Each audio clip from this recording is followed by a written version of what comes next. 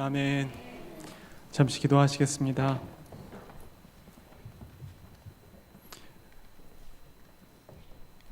내가 세상 끝날까지 너희와 함께하며 곧 다시 오실 것이라고 약속하신 주님, 우리가 주님의 그 약속을 의지합니다. 이 세상 가운데서 힘들고 어려운 일이 우리를 둘러싼다 할지라도 다시 오시겠다고 하는 주님의 그 약속을 바라보며 주님을 향한 믿음을 지키고자 소원하오니, 주님, 우리가 주님께서 약속하신 그 말씀을 날마다 붙잡을 수 있도록 주님, 우리를 인도하여 주시옵소서. 하나님, 이 시간에 말씀을 계시하여 주시고 성령 하나님 조명하여 주셔서 우리가 주님께서 허락하신 진리를 밝히 깨달을 수 있도록 이 시간 우리와 함께하여 주시옵소서. 또한 이 진리의 말씀을 통해 우리가 주님의 기뻐하시는 자로 성장할 수 있도록 주님 이 시간 우리와 함께하여 주시옵소서. 모든 말씀 살아계신 우리 구주 예수 그리스도의 이름으로 감사드리며 기도드렸습니다. 아멘.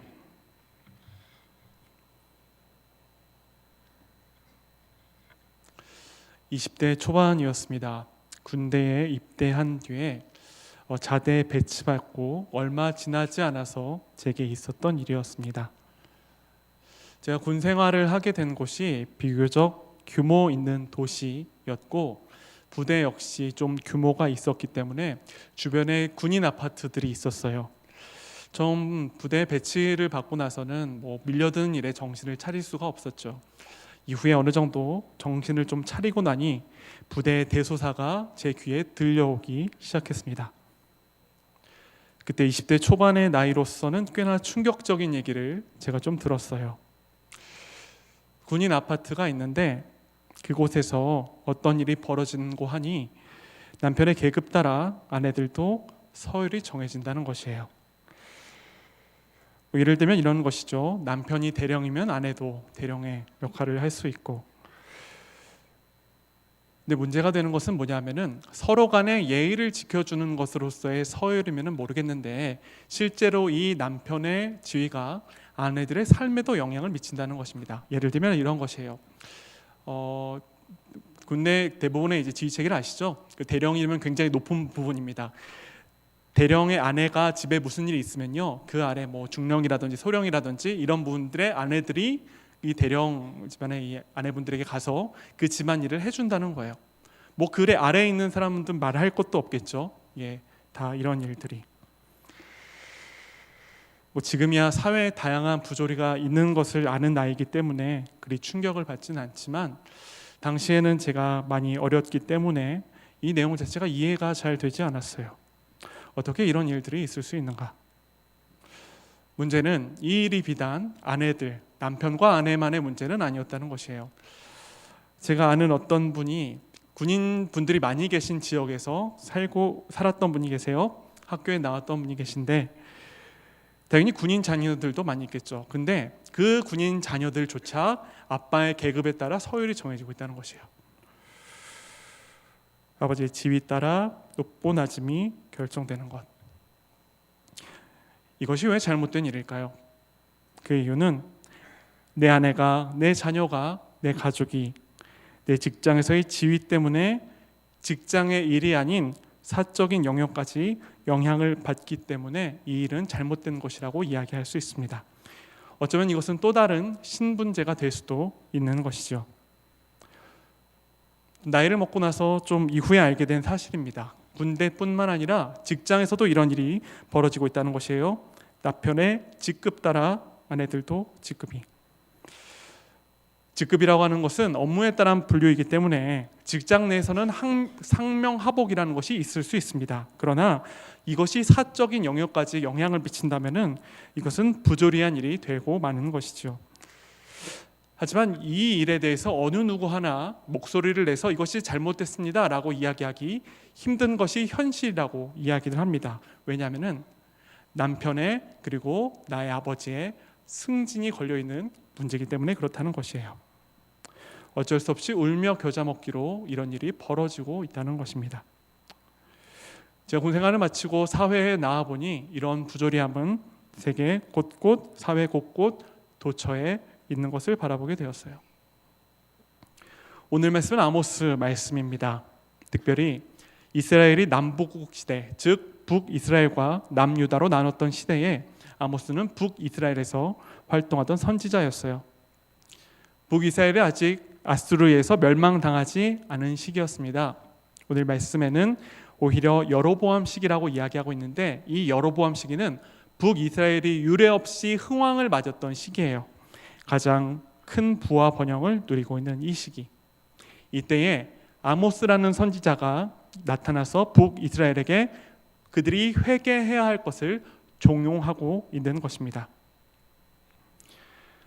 아모스뿐만 아니라 구약의 여러 부분에 여호와의 날이라는 표현이 반복돼서 등장하고 있습니다. 이 여호와의 날이라는 것은요, 이스라엘 민족이 하나님께서 그들의 원수들을 패하게 하시고 이스라엘 민족이 온 세계 위 가운데에 자기의 원수들을 다스릴 수 있는 바로 그 기대의 날을 의미합니다. 특별히 당시 이스라엘은 유례없는 번영기를 누렸기 때문에 사람들 마음 가운데서는 이 여호와의 날이 멀지 않은 것 아니냐라는 기대가 가득했어요. 하지만 아모스는 오히려 그들을 향해서 반문합니다. 너희들이 기대할 그 여호와의 날은 오히려 너희에게 어둠의 날이 될 것이다. 그 이유는 그들 북이스라엘이 누리고 있는 부와 번영, 이런 것들이 타인을 압제해서 부주의하게 취득한 것이기 때문이다라고 이야기를 하고 있는 것이에요. 아모스 말씀은 전체 9장으로 이루어져 있습니다. 그 중에서 2장부터 6장까지 말씀이 아모스를 통해 말씀하신 이스라엘의 심판 말씀이에요. 왜 하나님께서 이스라엘을 심판하시려는지에 대해서는 아모스 2장 6절부터 8절 말씀에 잘 드러나 있습니다. 제가 읽도록 하겠습니다. 아모스 2장 6절부터 8절 말씀입니다. 여호와께서 이와 같이 말씀하시되 이스라엘의 서너 가지 죄로 말미암아 내가 그 벌을 돌이키지 아니하리니 이는 그들이 은을 받고 의인을 팔며 신 한 켤레를 받고 가난한 자를 팔며 힘없는 자의 머리를 티끌 먼지 속에 발로 밟고 연약한 자의 길을 굽게 하며 아버지와 아들이 한 젊은 여인에게 다녀서 내 거룩한 이름을 더럽히며 모든 제단 옆에서 전당 잡은 옷 위에 놓으며 그들의 신전에서 벌금으로 얻은 포도주를 마심이니라. 아모스 전체 내용 가운데 오늘 봉독한 5장은 이와 같이 패역한 이스라엘을 향해서 하나님께서 애타게 그들을 찾으시는 말씀이에요. 5장 4절 말씀에 이렇게 기록되어 있습니다. 너희는 나를 찾으라 그리하면 살리라. 5절에는 베델을 찾지 말며 길갈로 가지 말며 브엘세바로도 나가지 말라. 왜 이런 말씀을 했냐면요, 베델이라는 곳과 길갈이라는 곳, 브엘세바라는 곳이 당시 북이스라엘에서 하나님께 제사를 드리던 장소였기 때문에 그래요. 우리는 때로는 구약 시대를 좀 오해합니다. 이스라엘 민족이 우상을 숭배했다고 했을 때에 그들이 하나님에 대한 제사를 안 드렸던 것은 아니에요. 하나님께 대한 제사를 드리면서 이방 신상에게도 동일하게 섬겼던 것이에요. 마치 하나님을 이방 신들 중에 하나처럼, 미신처럼 자기들이 제사를 드림을 통해 하나님을 조종할 수 있다는 생각으로 종교 행위가 변질돼 버린 것이죠. 하나님에 대한 사랑 없는 관계는 필연적으로 이웃 간의 사랑의 관계를 단절시키고 맙니다. 그 결과 벌어지는 일이 바로 아모스 5장 10절부터 12절 가운데 있는 말씀이에요.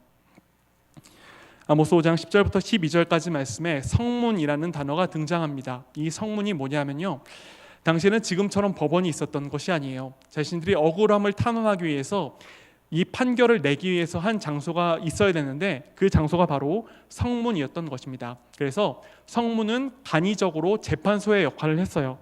그런데 지금 아모스 5장 10절부터 12절 말씀까지 어떤 얘기가 나오는 거냐면은 성문에서 올바른 판결이 내어져야 되는데 그렇지 못하고 있다고 지금 하나님께서 탄식하고 계시는 것입니다.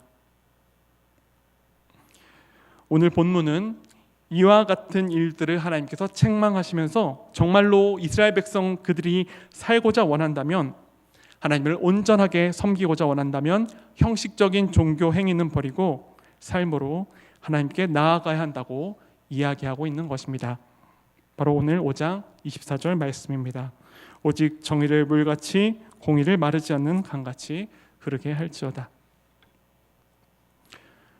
오늘 말씀에 나온 정의라는 단어는 히브리어로 미슈파트라는 단어입니다. 일반적으로 판결의 내용을 담을 때 이런 단어를 사용합니다.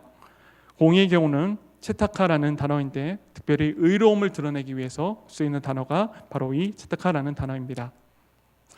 정의라는 것이 과연 무엇일까요? 정의에 대한 여러 가지 의미가 있지만 정의에 대한 일반적인 의미는 이와 같습니다.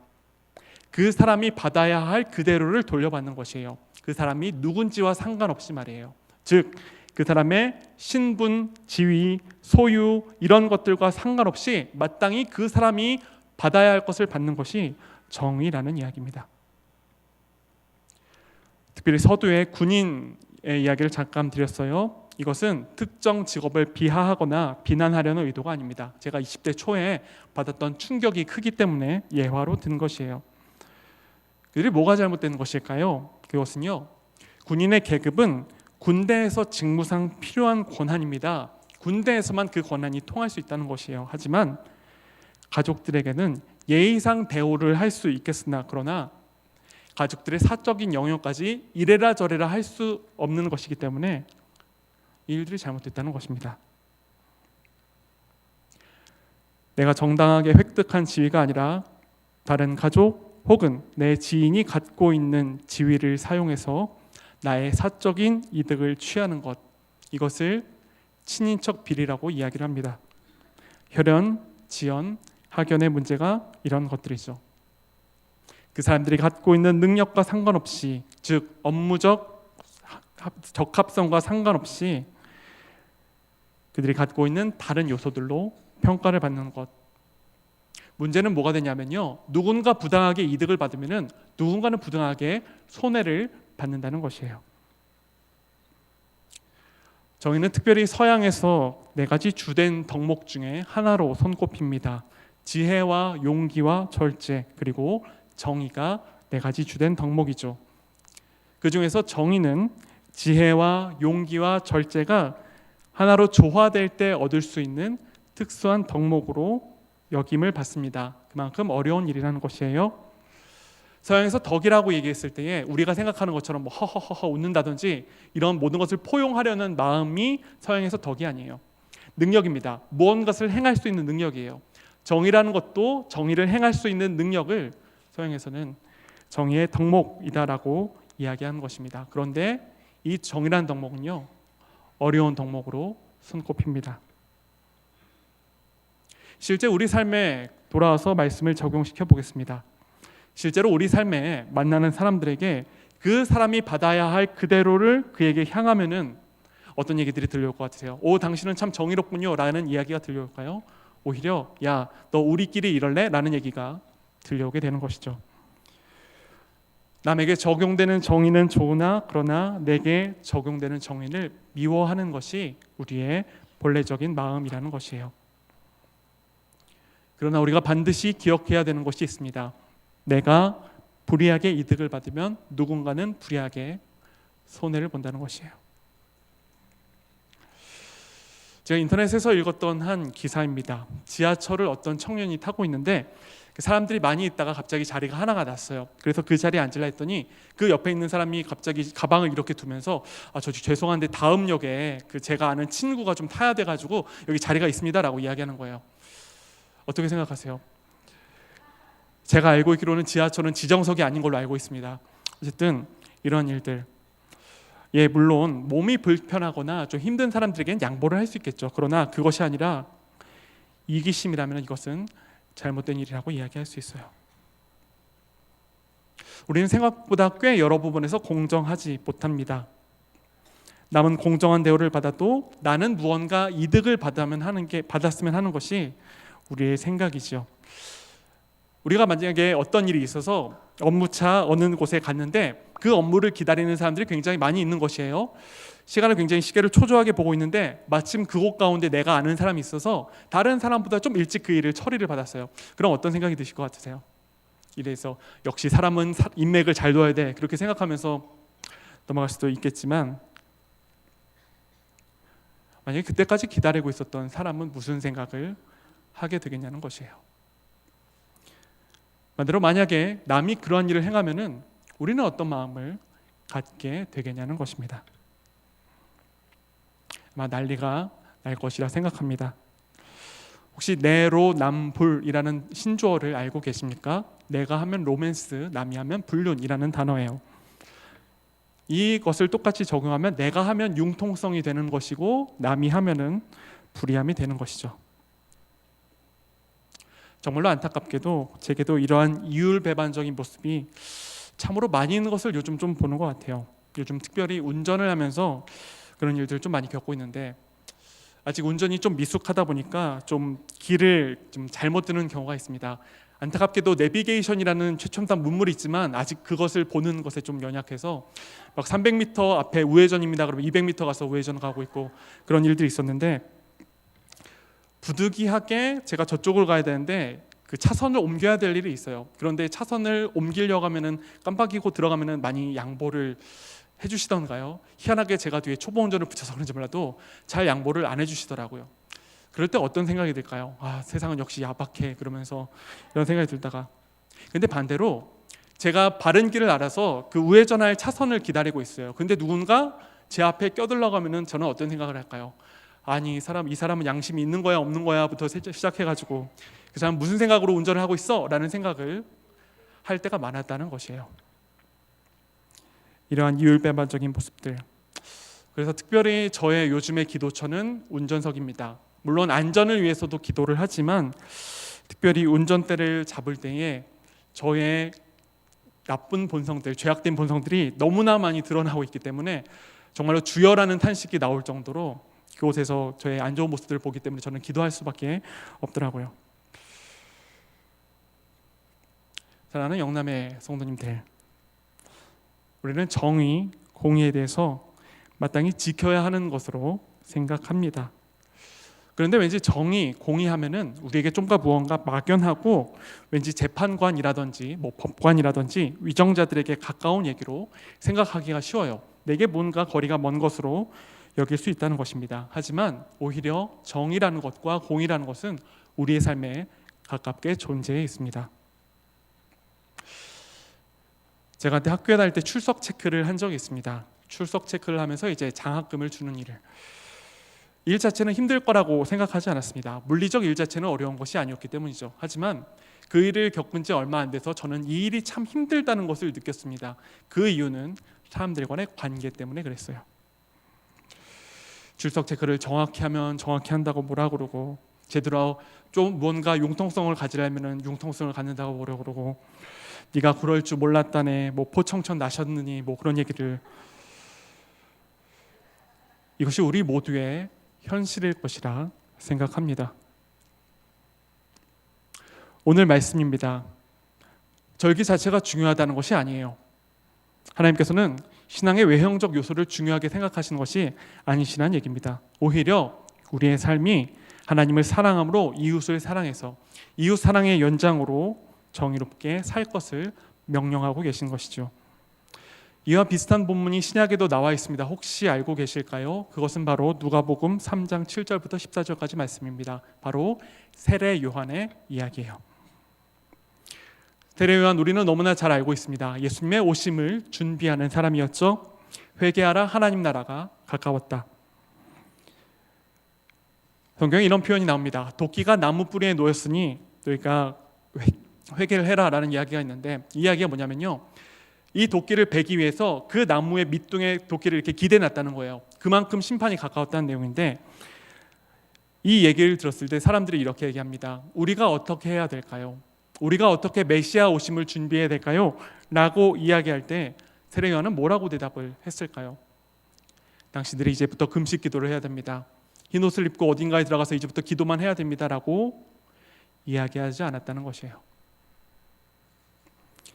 세례에게는 정한 것 외에 늑증하지 말고 군인들에게는 정해진 급료를 족한 줄 알고 너희 갖고 있는 힘으로 말미암아 다른 사람에게 강포를 행하지 말아라.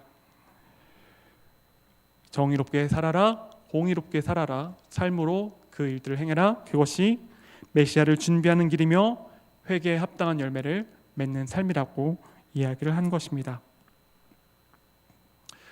유독 공의와 정의에 대해서 부르짖음이 많은 이러한 시기입니다. 분명히 정의와 공의는 이 시대에 중요하게 생각해 볼 문제라고 생각합니다. 특별히 교회로서도 그렇습니다.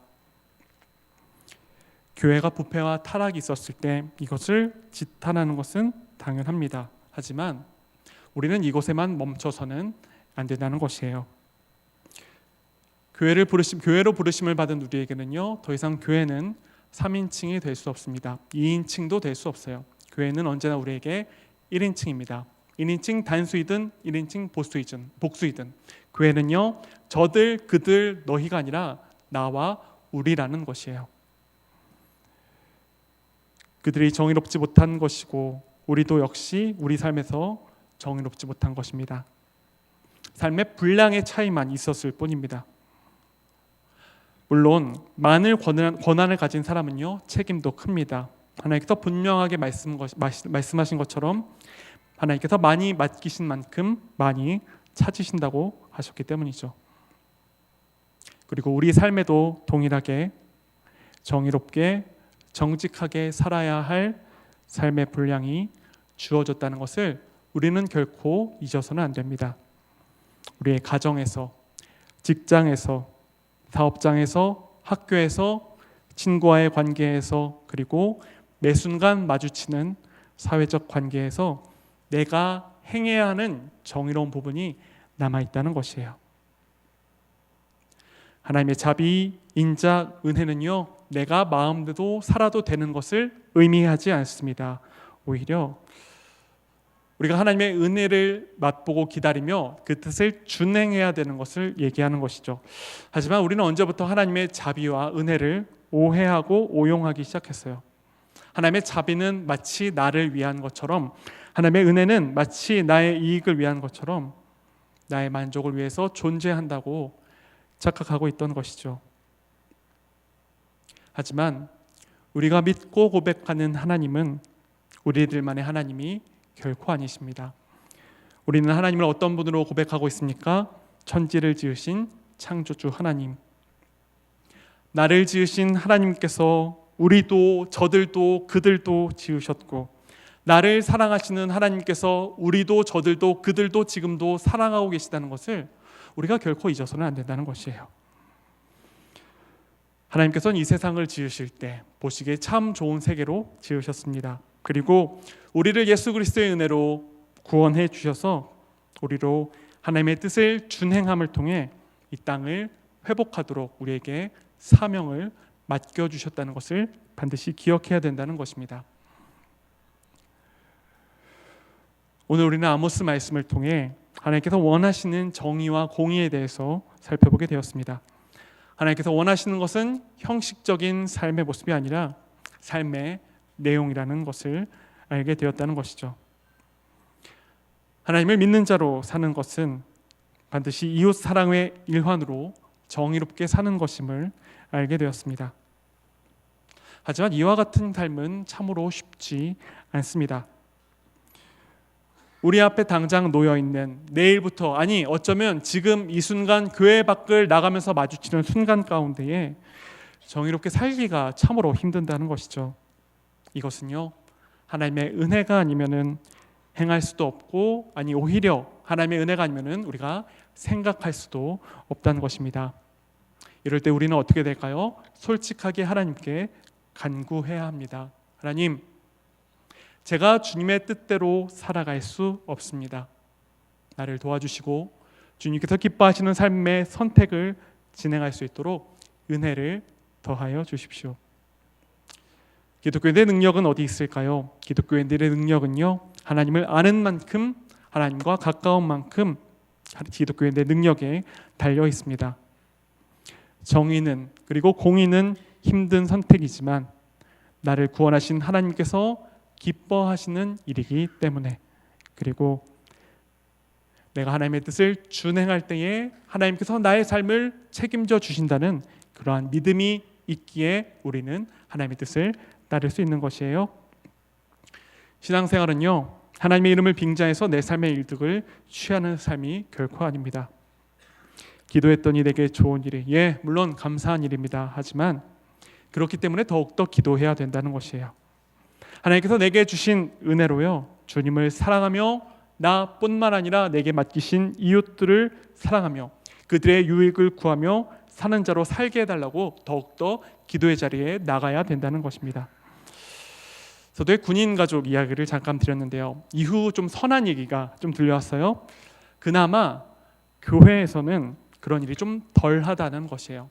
아예 없을 수는 없겠지만 그러나 빈도가 교회 밖보다는 훨씬 더 덜하다는 것입니다. 물론 일각의 시각으로는 교회 안에서 체면 때문에 그렇다고 생각할지 모르겠지만 오히려 저는 그들이 하나님을 알기 때문에 자기가 갖고 있는 것들로 남을 억압하지 않을 수 있다고 생각합니다. 자신들이 그리스도인임을 깨달았기 때문에, 자신을 구원하신 예수 그리스도의 사랑을 알았기 때문에 이와 같이 살 수 있다는 것이죠. 하나님께서 나를 사랑하시고 나를 구원하시는데 그 하나님께서 저 사람도 동일하게 사랑하시고 구원하셨구나.